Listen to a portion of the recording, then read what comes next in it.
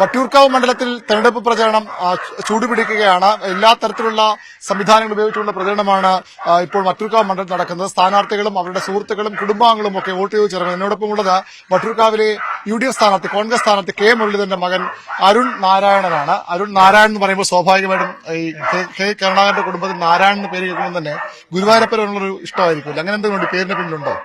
ഇല്ല, പേരിന്റെ പിന്നിൽ ശരിക്കും അമ്മയുടെ അച്ഛന്റെ പേര് ശങ്കരനാരായണൻ എന്നാണ്.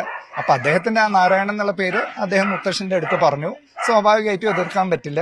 അങ്ങനെ ഒരു നാരായണൻ കയറി. ലീഡർക്ക് കൂടെ താല്പര്യമുള്ള പേരായിരിക്കണം എന്തായാലും അത്. അല്ല, താല്പര്യം വരാതിരിക്കില്ലല്ലോ. നാരായണൻ എന്നുള്ളൊരു പേര് പറഞ്ഞാൽ സ്വാഭാവികമായിട്ടും ആക്സെപ്റ്റ് ചെയ്യുമല്ലോ. അങ്ങനെ പറഞ്ഞതായിരിക്കും. ശരിക്കും ഈ പ്രചരണ രംഗത്ത് അപ്രതീക്ഷിതമായ ഒരു കടന്നുവരവാണ് താങ്കൾ ഇവിടെ ഞങ്ങളെ പോലുള്ളവർ. കാരണം കെ മുരളീധരന്റെ മക്കളെ പറ്റി കേട്ടിട്ടുണ്ടെങ്കിലും അങ്ങനെ പൊതുവേദികളിൽ നിന്നും കണ്ടിട്ടില്ല. എന്താണ് ഈ ക്യാമ്പയിനിലേക്ക് ഇറങ്ങാനുള്ള കാരണം?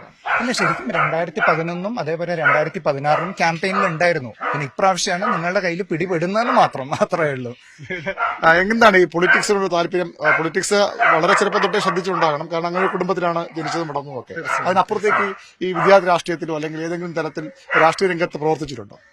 ഇല്ല, അങ്ങനെ ഒരു സജീവ രാഷ്ട്രീയതായിട്ടില്ല. കാരണം +2 കഴിഞ്ഞതിന് ശേഷം മൈസൂർ, കോയമ്പത്തൂർ അങ്ങനെയായിരുന്നു പഠനവും കാര്യങ്ങളൊക്കെ. അപ്പൊ രാഷ്ട്രീയം എന്ന് പറയുന്നത് ഈ പറഞ്ഞ പേര് നമുക്ക് എല്ലാവരുടെ ഉള്ളിലും ഒരു രാഷ്ട്രീയം ഉണ്ടല്ലോ. അപ്പൊ ഇപ്രാവശ്യം അച്ഛനല്ല ആര് സ്ഥാനാർത്ഥിയായെങ്കിലും UDFന് വേണ്ടി വരണം എന്നുള്ളത് ഉറപ്പിച്ചതായിരുന്നു. അപ്പോ അതിനുള്ളൊരു ഭാഗ്യം അച്ഛൻ സ്ഥാനാർത്ഥിയായി വന്നു. ഇരട്ടി സന്തോഷമാണ് അതിനുള്ളത്. എങ്ങനെയുണ്ട് ഈ മറ്റ് സംസ്ഥാനത്തിന്? ചെന്നൈയിലാണ് ജീവിക്കുന്നത്, നേരത്തെ ആയിരുന്നു, പിന്നീട് പുറത്തുമാണ്. നാട് ഒരുവിധം സൗത്ത് ഇന്ത്യൻ സ്റ്റേറ്റ്സ് കവർ ചെയ്തിട്ടുണ്ട്. അവിടുത്തെ ഒരു ക്യാമ്പയിനൊക്കെ കണ്ടിട്ടുണ്ടോ? നമ്മളെ പോലെ ഒരു അഗ്രസീവ് ആണോ അല്ല വളരെ സൈലന്റ് ക്യാമ്പയിൻ എന്ന് കേട്ടിട്ടുണ്ട്. എന്താണ് അവിടുത്തെ ഇവിടുത്തെ ഒരു ക്യാമ്പയിനിലെ വ്യത്യാസം? അല്ലെ, എന്തായാലും തീർച്ചയായും ഒരു വ്യത്യാസമുള്ള ഒരു ക്യാമ്പയിൻ ആയിരിക്കുമല്ലോ. ഓരോ സ്റ്റേറ്റിന് അവരുടേതായിട്ടുള്ള സംസ്കാരം. അതുപോലെ ഈ ബഹളവും പോസ്റ്ററും പ്രചരണ വാഹനങ്ങളും അനൗൺസ്മെന്റ് ഒന്നും ഇല്ലെന്നൊക്കെയാണ് കേട്ടിട്ടുള്ളത്. അങ്ങനെയല്ല, അത് മെയിൻ സ്ഥലത്തേക്ക് ഇല്ല എന്ന് മാത്രം. ഉള്ളിലേക്കൊക്കെ ഉള്ള സ്ഥലത്ത് ഈ പറഞ്ഞ പോലെ നമ്മളെക്കാളും ബഹളമാണ്.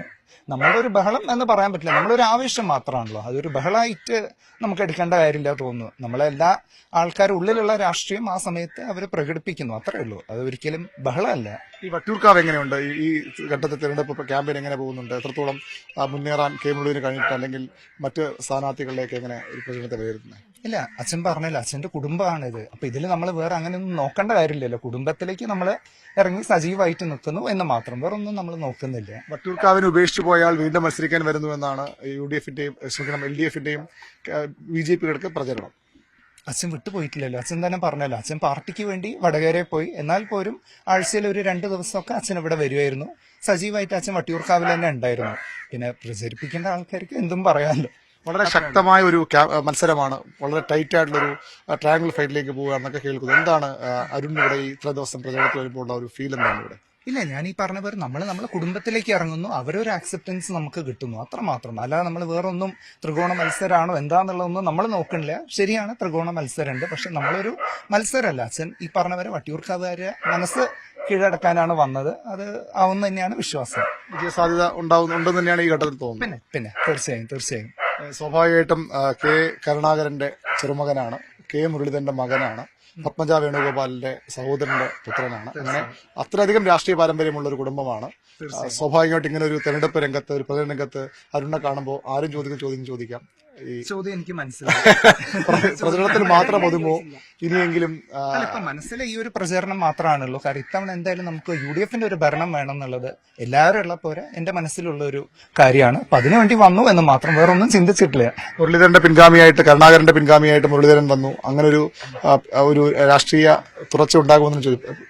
ചോദ്യം ഞാൻ അതാ പറഞ്ഞു, എനിക്ക് മനസ്സിലായി. പക്ഷെ അതൊന്നും നമ്മൾ ചിന്തിച്ചിട്ടില്ല. കാരണം ഇത്തവണ നമുക്ക് വേണ്ടത് LDFന്റെ ഭരണം മാറണം. അതിന് പകരം നല്ലൊരു ഭരണം കാഴ്ചവെക്കാൻ UDFനാണ് സാധിക്കുക. അപ്പൊ UDFന് വേണ്ടിയിട്ട് ഇറങ്ങി എന്ന് മാത്രം.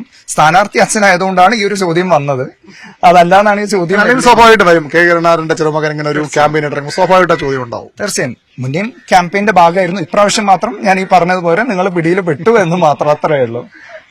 ഏതായാലും പ്രചരണം സജീവമായി തന്നെ മുന്നോട്ട് പോകുന്നു. അച്ഛന് വോട്ട് ചോദിച്ചാണ് അരുൺ നാരായണൻ ഈ വട്ടിയൂർക്കാവ് മണ്ഡലത്തിലെ ഇന്ന് അദ്ദേഹം ഉള്ളത് ബാട്ടൺ ഹില്ലാണ്, തിരുവനന്തപുരം ലോ കോളേജിനടുത്ത് ബാട്ടൺ ഹില്ലാണ്. അവിടെ ഓരോ വീട്ടുകാരെയും കണ്ട് അച്ഛന് വേണ്ടി പ്രാർത്ഥിക്കണമെന്നൊക്കെ പറഞ്ഞുകൊണ്ടാണ് അരുണിന്റെ ക്യാമ്പയിൻ മുന്നോട്ട് പോകുന്നത്. കൂടുതൽ വാർത്തകൾക്ക് News 18 Keralam YouTube channel subscribe ചെയ്യുക.